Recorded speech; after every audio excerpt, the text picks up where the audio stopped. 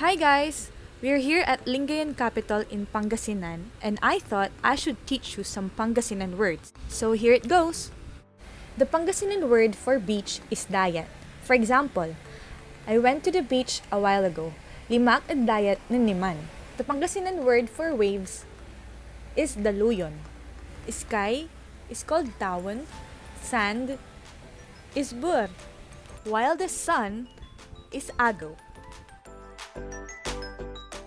According to Inquirer.net, the Pangasinan language is now on the brink of extinction, and only the towns of Malasiki, Binmalay, Mangaldan, and San Carlos City have residents who are solid Pangasinan speakers. This is a challenge for everyone to lead in local language preservation.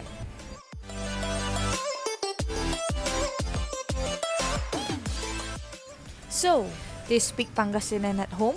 Ilocano, English, or Tagalog? Comment down below and let me know what you think. Thanks for watching!